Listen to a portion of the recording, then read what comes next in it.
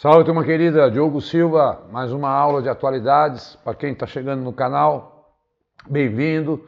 Para quem já acompanha nosso trabalho semanal, onde eu abordo temas nacionais e internacionais e comento os temas que mais apareceram nas mídias nacionais e internacionais, né? Eu faço um levantamento diário, onde também eu escrevo os meus livros de questões, né?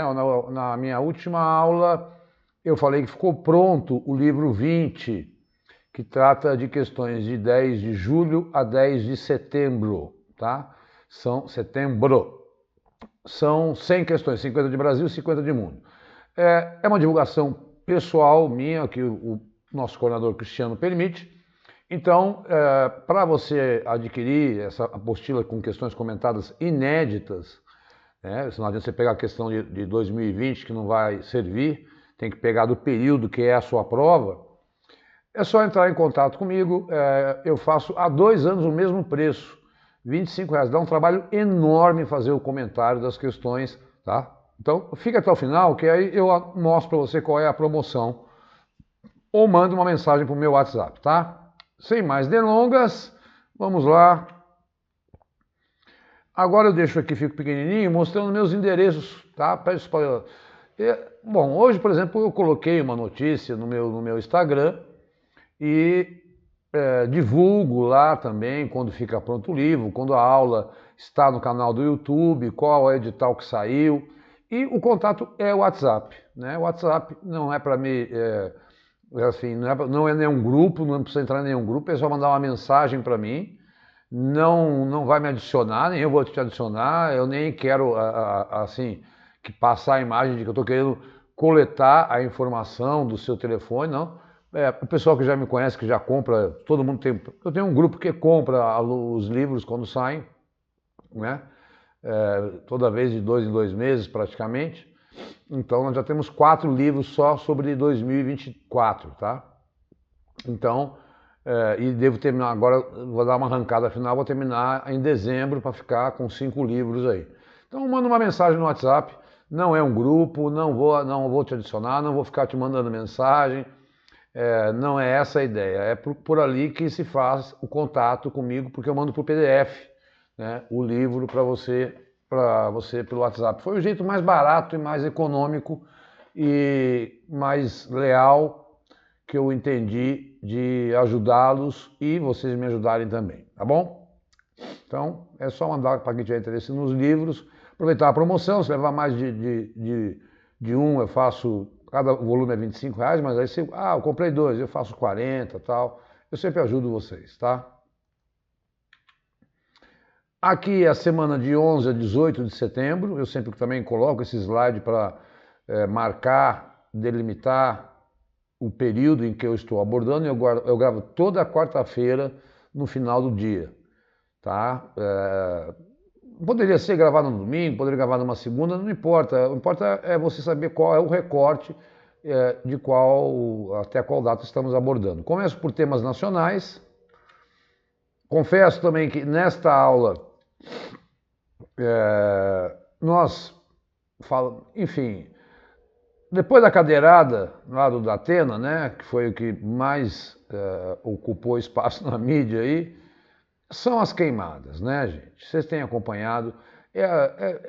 Assim, a gente tem em atualidades alguns momentos que são bem delicados, porque a mídia fica muito em cima de um tema só e eu tenho que trazer esse tema e tentar destrinchá-lo com muito cuidado com vocês, né? Então deixa eu sair daqui.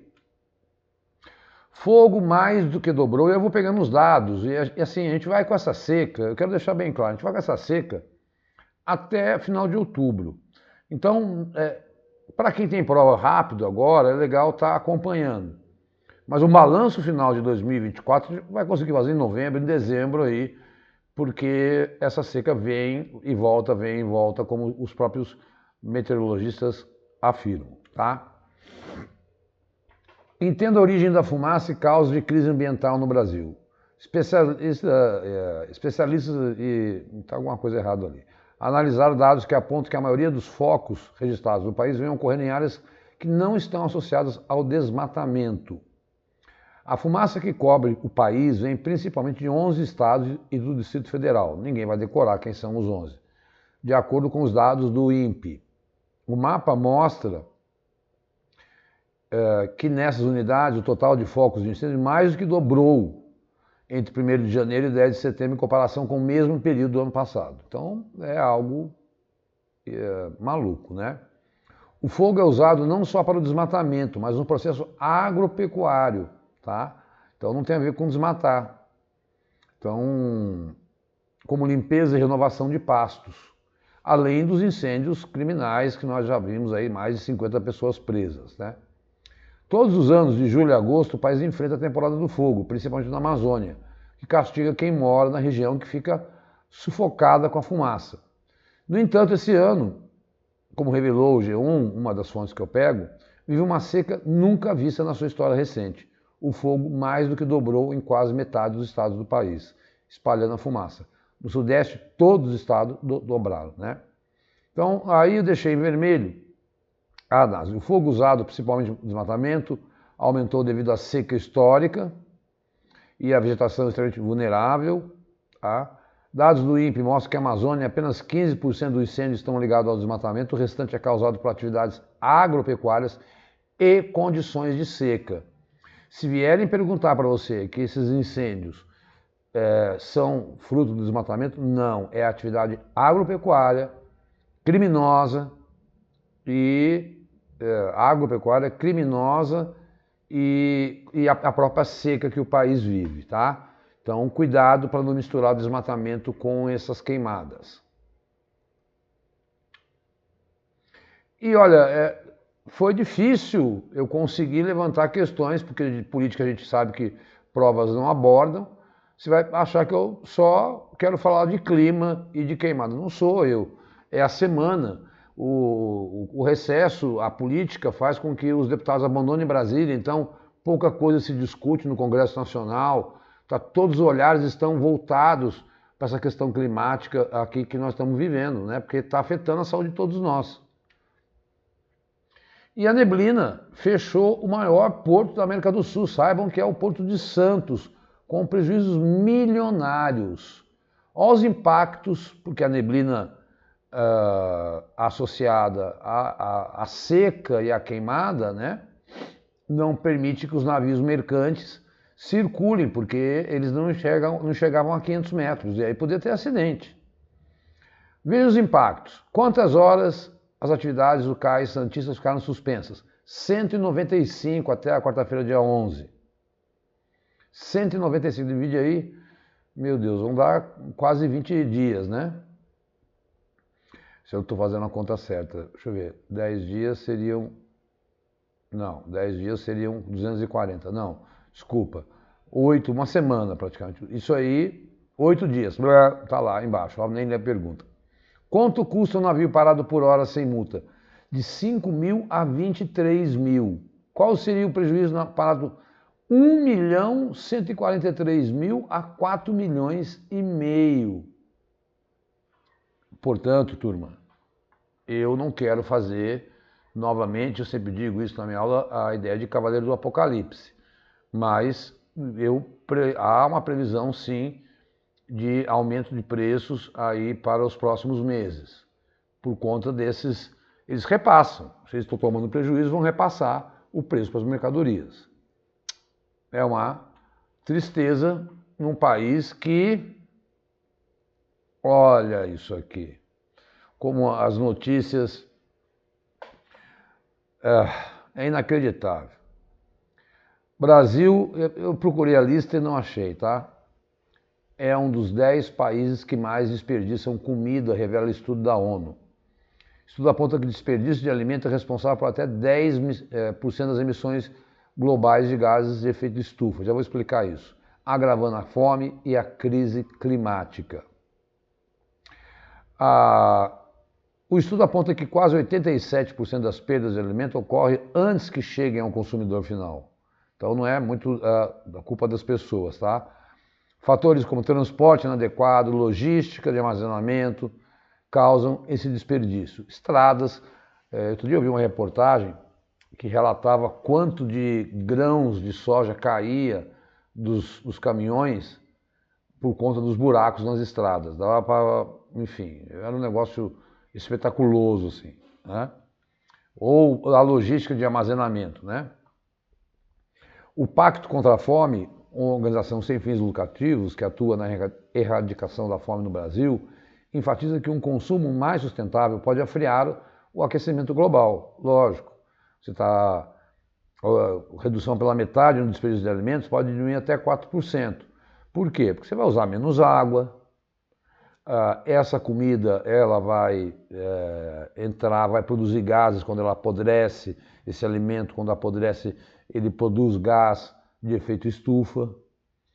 Então, olha só, num país que tem fome atingindo aí mais de 20 milhões de brasileiros, né? Então, e está entre os 10 países que mais é o chamado custo Brasil, né?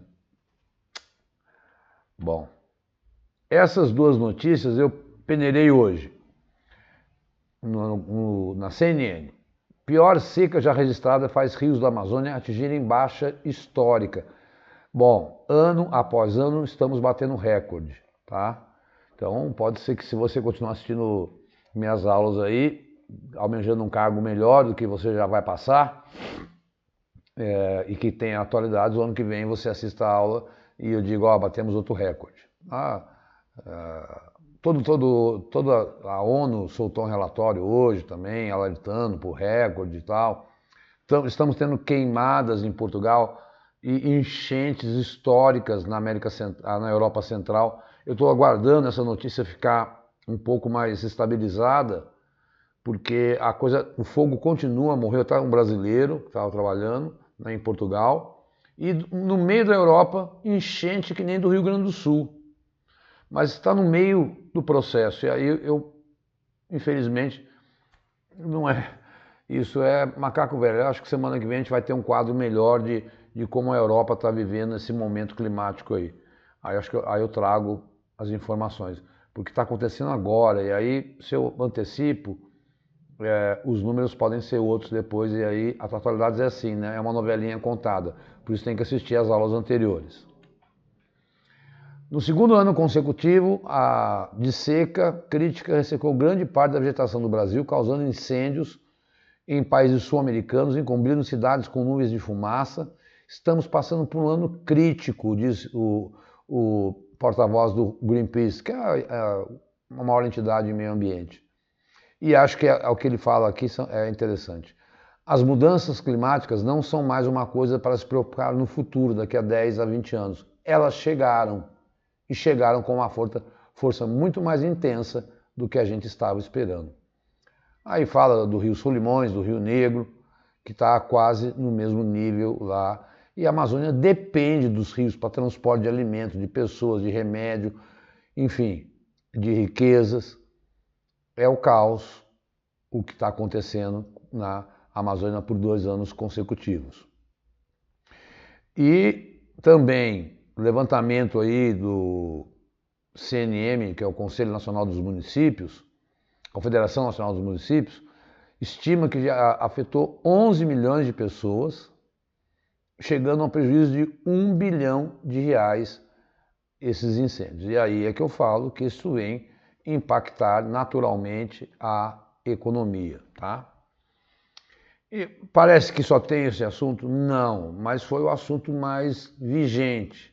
Quanto é o assunto mais vigente, eu tenho que trazer, porque eu tenho 40 minutos para abordar aquilo, senão eu faria um jornal diário aqui, né? E nem é o propósito, porque as provas não fazem isso. Elas pegam as notícias mais evidentes naquele mês, tá? Vamos lá para a seção de manchetes, que a própria notícia se dá. Mais de 40 países da ONU pedem que Venezuela publique atas da eleição. Ela não publicou até agora. O painel das Nações Unidas concluiu que o processo eleitoral ficou aquém das medidas. Mais de 40 países. A Venezuela está arrumando para a cabeça dela. E por que não quer publicar? Aí tem. Né? Bom, Donald Trump correu o risco de um segundo atentado, né? Ele não chegou a entrar na mira de um atirador, Ryan Roth, que foi preso pelas agentes de segurança do serviço secreto, lá no seu campo de golfe, na Flórida. E esse cara que já tinha voltado no Trump se virou contra ele e, ao que tudo indica, poderia tentar matá-lo, né? Polarização aqui, polarização lá, cadeirada aqui, tiro lá, e assim vai seguindo o mundo, não sei o que acontece. Bom, notícia bombástica de hoje aí, né, para a economia. Banco Central americano cortou 0,5% em juros, né? E lá eles trabalham com faixa. Então agora, para a faixa de 4,75 a 5, né? Era 5,25 a 5,75. Diogo, me explica o que isso pode acontecer. Essa é uma boa notícia em tese para o Brasil. Por quê?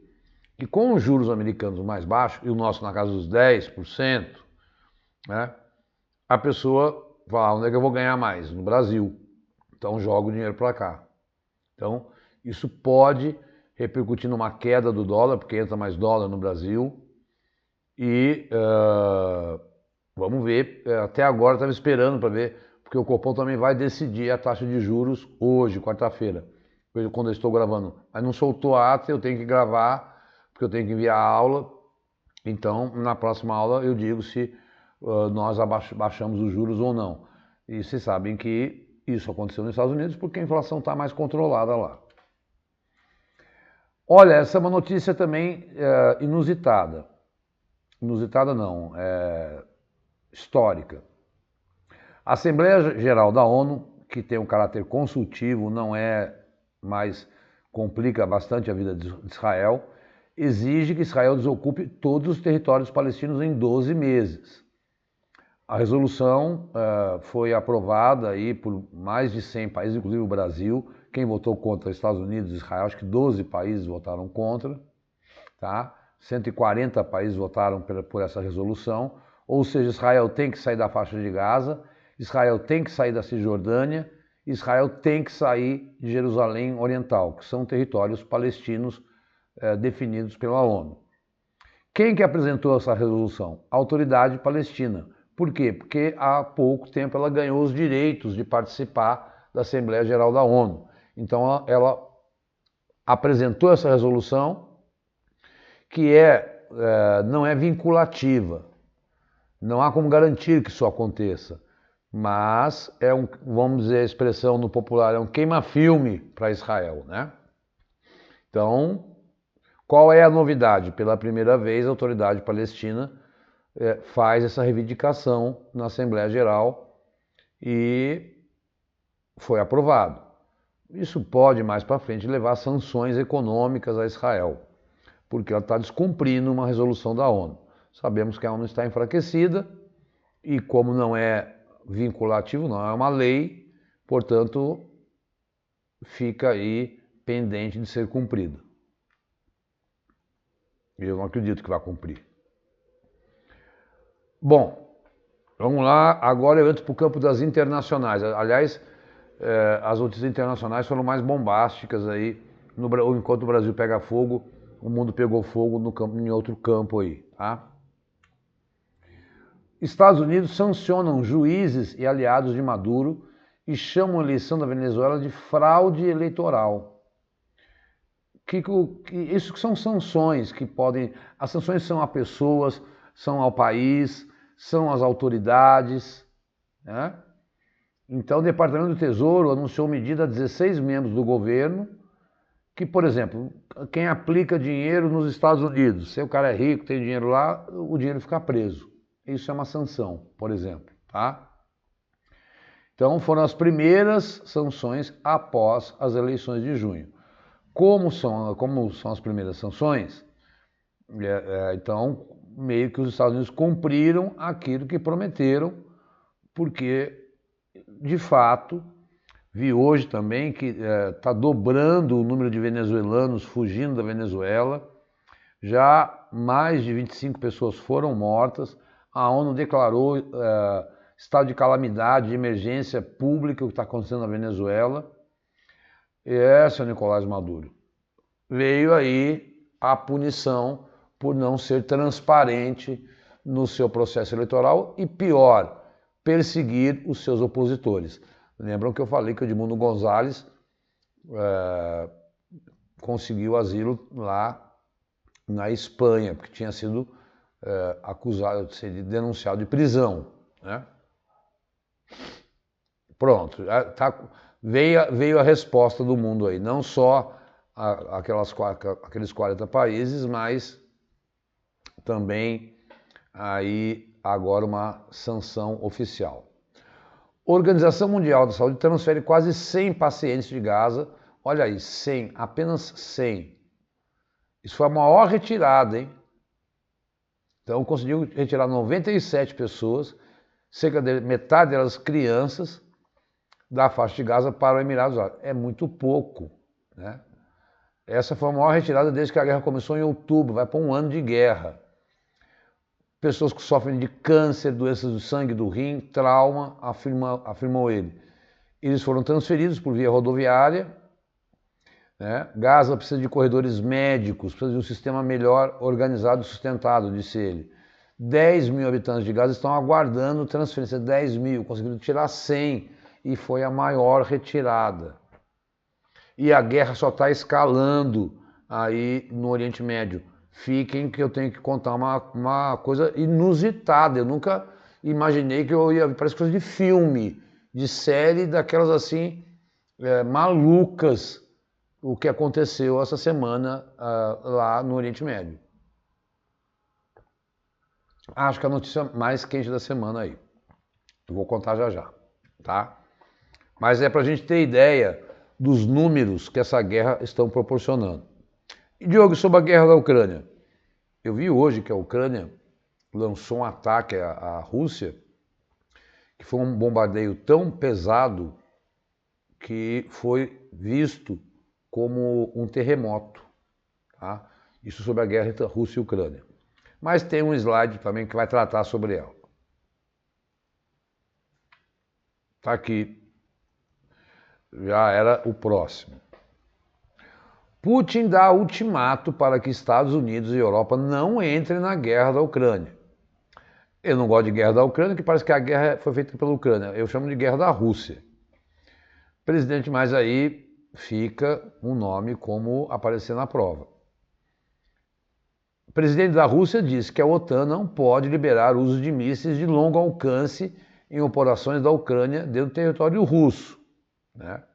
Então, a Ucrânia vem fazendo pressão por um sinal verde, diz que mísseis podem alterar os rumos da guerra, entre eles o sistema Storm Shadow, que é um míssil fabricado pelo Reino Unido em parceria com a França, que pode atingir alvos a 250 km de distância. Já os mísseis americanos ATCMS são disparados de caminhões, ao alcance de 300 km, o que permitiria atingir várias bases militares russas a partir da fronteira ucraniana aí. Então, ele falou, olha, esses mísseis vocês estão dando e vocês estão entrando diretamente na guerra. Se vocês entram na guerra, eu posso naturalmente atacar a OTAN. Ultimato não é fato. Como é que a gente encara uma notícia como essa? Escalada da guerra. É uma guerra que não diminui, ela só aumenta, tá? Lembrando que a Rússia domina 20% do território da Ucrânia e a Ucrânia domina uma pequena área, a região de Kursk, ali na Rússia, Kursk, né? Na Rússia. E com esses mísseis, a Ucrânia está conseguindo atingir a Rússia, como falei hoje, né? Vi essa notícia hoje, que a Ucrânia lançou um ataque que deu o sentimento de um terremoto na Rússia, né? Bom, tá aí o seu Putin ameaçando o mundo e é preocupante, porque aí entra a história do que, Diogo? Entra a história da ameaça do uso de armamentos nucleares, né? Bom, mas ultimato a gente tem que pensar em quê? Como é que isso vira uma questão? Isso vira uma questão se eles perguntam, por exemplo, o que estaria piorando ou aumentando a tensão na guerra entre Rússia e Ucrânia. Isso aí é a alternativa correta. O uso de mísseis de longo alcance dados pela OTAN e Estados Unidos à Ucrânia, né? A Rússia também aumentou o tom contra o Reino Unido e expulsou do país 6 diplomatas britânicos, acusando de espionagem. Não acredito que seja espionagem, mas é uma... Lógico, né? A Inglaterra está dando armas para a Ucrânia, ela vai procurar retalhar. Eu não acredito, francamente, que vá ter uma guerra entre Rússia e OTAN, porque aí eu acho que é uma guerra para botar a pá de cal no planeta, já que as mudanças climáticas já estão levando a gente a isso. Né? Eu sou muito pessimista em relação às ações contra as ações climáticas, mas se juntar uma guerra entre Rússia e OTAN mais as mudanças climáticas, benza a Deus o que será desse planeta, né, pessoal? A gente não está aqui para ficar fazendo especulação do futuro, mas temos que ser aí serenos em analisar o momento, porque está toda hora caindo em prova. Né? Eu tive uma pergunta que eu tinha até colocado no livro também, se o Zelensky foi eleito tal, no concurso aí, tá? Eu já tinha comentado. Houthis, rebeldes aliados do Hamas, assumem ataque no centro de Israel. Grupo afirma que forçou mais de 2 milhões de israelenses a irem para abrigos. Ninguém ficou ferido. Né? Ou seja, Israel está atacando e sendo atacado pelo Hezbollah no Líbano. Israel está atacando e sendo atacado pelos Houthis do Iêmen. Israel está atacando a Síria e sendo atacado pela Síria. Quem não entrou ainda de cara, né, está só dando suporte, o Irã. Mas já teve uma troca em agosto, né? Ou abril, foi abril. Uma troca de ataques entre Israel e Irã. Esse é o maior medo das tensões. E a coisa, você vai ver, é muito louca, né? Quem são os Houthis, para vocês conhecerem? A organização surgiu em 1990 para combater o governo do então presidente Abdallah Saleh. Né? Depois acabou culminando com aquela primavera árabe e ele acabou caindo. Liderados por Hussein al-Houthi, os primeiros integrantes do grupo eram do norte do Iêmen, faziam parte de uma minoria muçulmana xiita, portanto, apoiadas pelo Irã, que tem maioria xiita no seu país, essa minoria xiita. São chamados zaiditas, mas não precisa guardar isso. Os Houthis ganharam força ao longo dos anos após a invasão do Iraque, liderada pelos Estados Unidos, em 2003. Clamando frases como morte aos Estados Unidos, morte a Israel, maldição ao povo judeu, vitória ao Islã, o grupo não demorou para se declarar parte do eixo de resistência, que é liderado pelo Irã e tem grupos xiitas no Iraque, o Hezbollah, o Hamas. Eu já falei também em aulas anteriores o que era esse grupo eixo de resistência, tá? Tô repetindo aí. Vamos lá, é o Hezbollah do Líbano, é o Hamas da faixa de Gaza, são grupos extremistas xiitas que vivem no Iraque, a Síria e o Iêmen, que se juntam com o Irã. Então, se aparecer o eixo da resistência, são esses que eu falei. Vou repetir, o Hezbollah do Líbano, os Houthis do Iêmen, grupos xiitas do Iraque, sírios e o Hamas da faixa de Gaza, que resistem contra Israel e os Estados Unidos. Eu sei que o Oriente Médio é um assunto que custa muito caro para a gente trabalhar, porque é muito distante da nossa visão cristã ocidental. mas é o conflito, junto com o da Ucrânia, mais importante do momento. Vamos lá.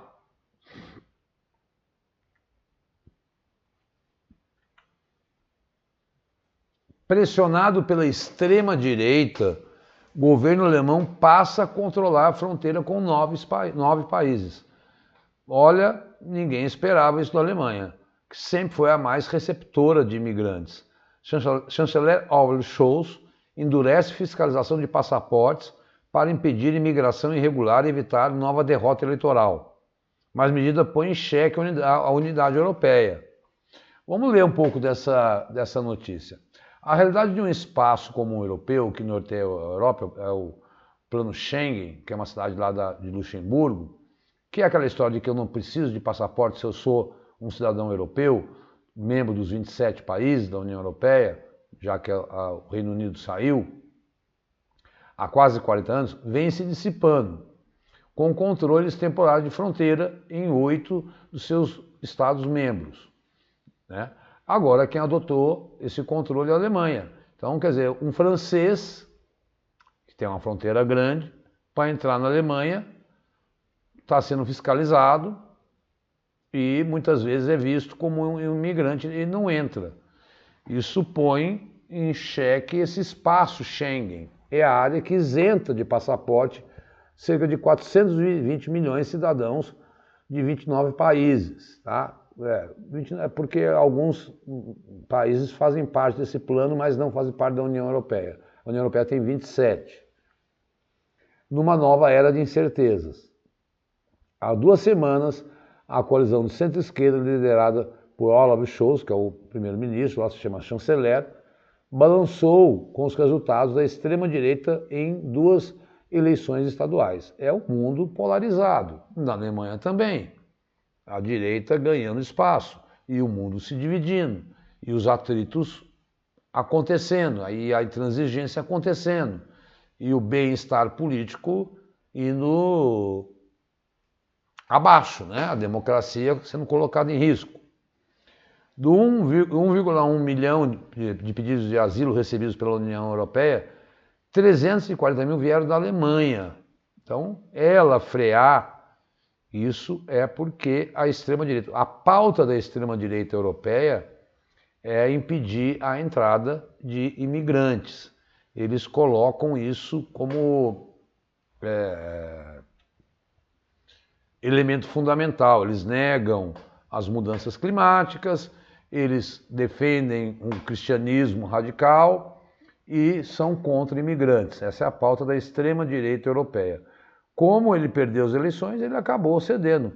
Na França, não lembra que eu falei a aula passada, que o Emmanuel Macron estava fazendo protesto, porque também nomeou um primeiro-ministro lá, né, um governo, digamos, semipresidencialista, né? Tem o presidente e o primeiro-ministro, então, de direita, para poder agradar. Então, você veja, países como França e Inglaterra estão caminhando para negociação e aceitação da pauta da extrema-direita. Já há na Holanda um governo de direita, já há na Itália um governo muito maluco, com problemas sociais terríveis de extrema-direita, da senhora Giorgia Meloni. Então não há, muito há, né?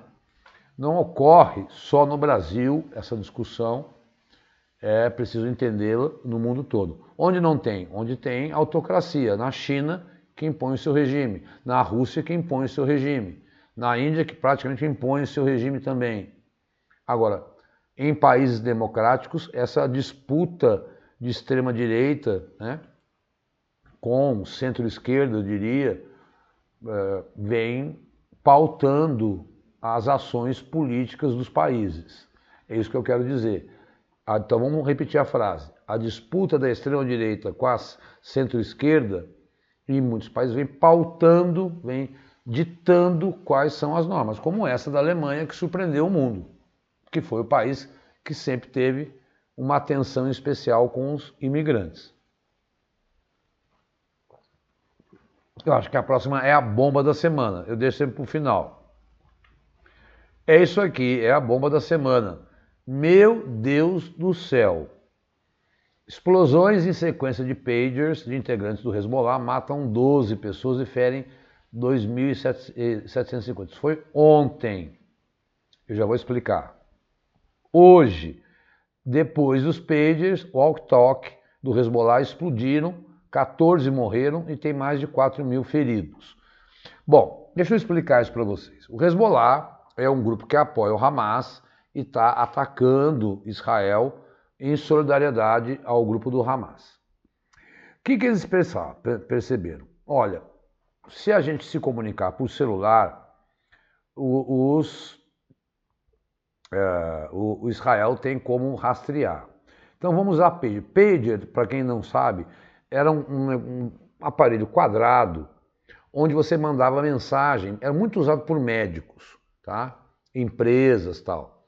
Onde você mandava mensagem e ela apitava, pipi, e a pessoa lia a mensagem. Olha, emergência, vem para cá agora, aconteceu um acidente, tal. Ou, olha, preciso conversar com você. Então, empresas olha, chegou uma mercadoria. Então, era, enfim, um comunicador como por ondas de rádio, que eram mensagens escritas. O walk-talk são rádios, né? Que foram inventados em 43 na Segunda Guerra Mundial, até fui ler sobre isso, que a gente vê muito em show, com seguranças, né? Eles conversam e tal. O que o Hezbollah fez? Ele andou comprando isso da Hungria até, porque ele falou, olha, se a gente mandar mensagem, né, nesse sistema, Israel não vai captar. Não se sabe como, até agora, mas Israel conseguiu colocar 50 gramas de explosivos, de pólvora, dentro desses peixes, sabendo que o Hezbollah estava comprando. Ou seja, interceptou no meio do caminho. O sistema de inteligência de Israel é fabuloso, né? Não estou dizendo para o bem nem para o mal, mas eles têm um sistema muito forte para se proteger. E colocou explosivo. No caso dos pagers, e na hora que ele mandava uma mensagem, aquela mensagem acionava um chip e esse chip fazia o pager explodir. Então, muita gente ferida, porque ele ficava sempre aqui no bolso, né? Pendurado no cinto da calça e tal. E hoje, o walk-talks, que são esses rádios também explodiram. Para coisa de cinema. Isso aí, como é que é? A preocupação do mundo é como vai ter a reação do Hezbollah, que é muito mais forte que o Hamas e é muito mais ajudado pelo Irã, pode acontecer. Olha, então a notícia está aí, tá? É coisa mesmo de cinema, vocês não acham? Tá? Depois dê uma lida dessa notícia aí, com calma, que é Israel atacando o Hezbollah, seu inimigo, com todas as armas que tem. Não só com mísseis, mas até mesmo. E aí, pô, explodir é de atingir a civil. Eu vi um caso que atingiu, na hora que o walkie-talkie explodiu, porque a pessoa mandou recado para outra, a pessoa estava dentro do hospital. Bom, vamos aguardar a repercussão. Assim ocorrendo, aqui trarei para vocês, como sempre faço. Mas essa acho a notícia mais bombástica em todos os sentidos da aula dessa semana. É cara de prova, hein? Pessoal, como eu falei no início, esses são os livros. Olha lá, ó. O 17 de dezembro a fevereiro, tem pouca notícia de dezembro, é muito de janeiro e fevereiro.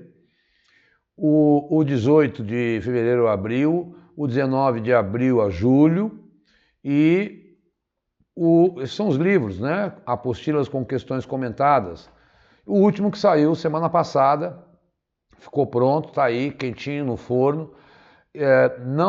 Se você pretende assim adquirir, faça isso logo, porque para você já poder estudar atualidades. Não deixa para estudar atualidades em cima da hora, é muita coisa. Não vou esperar o próximo. Eu, assim, estou num ritmo de trabalho, estou gravando para 4 editais e assim, eu não vou fazer vou até o final do ano, tá? A ideia é que só fique em dezembro, então o próximo só vai ficar pronto em dezembro, talvez ele fique até com mais questões, 120 e tal. Então, assim, é uma dica para o pessoal que sempre comprou tal. Não aguarde o próximo para tão rápido assim, porque eu me planejei para concluir o ano com 5 livros. Tá? Adquirindo 3, eu faço R$70 e te dou um de graça. Tá? Você leva 4 por 70. O que era para ser 100, eu dou um desconto de 30%. Como é que eu faço, Diogo? Ora, é só mandar uma mensagem no meu WhatsApp, como eu expliquei no início do vídeo. Não é para entrar em grupo, não é para que eu faça um cadastro seu. Você vai perceber, quando você conversar comigo, que isso não vai acontecer, tá? Diogo, eu quero conhecer um trabalho. Ok, eu mando o livro 14, o livro 15, como eu fiz com uma outra pessoa esses dias. Eu queria conhecer como é que é o livro, tá? Ok, eu dei um exemplar para ele ver, um exemplar que eu entendia que não ia ser muito útil para ele naquele momento, porque... mas agora os livros ficam melhores a cada momento, né? A gente já está indo para o 21º agora, eu peguei um macete mesmo, estou batendo em cheio nas questões, gabaritamos aí o TJ, graças a Deus, aqui de São Paulo. Esses são os endereços do Vencendo Pão Curso, para quem está vendo o vídeo pela primeira vez, para quem já é assinante, sabe que é fundamental seguir o Vencendo no YouTube, para acompanhar a análise de editais, as aulas gratuitas, enfim, quantidade de conteúdo, não de propaganda, mas de coisa séria, que o Vencendo é o que mais cresce, né? Tem aí milhares de alunos já assinando, milhares, estou falando milhares, por conta do preço e da qualidade do trabalho. Pessoal, me despeço porque chegamos aos 42 minutos e essa é a nossa meta mensal, tá? Até a semana 18, fazendo conta, 25, estou aqui, se Deus quiser, Buda, Krishna, os orixás, todos nos protegendo desse clima maluco, tá? Valeu, turma, por mais essa aula. Forte abraço.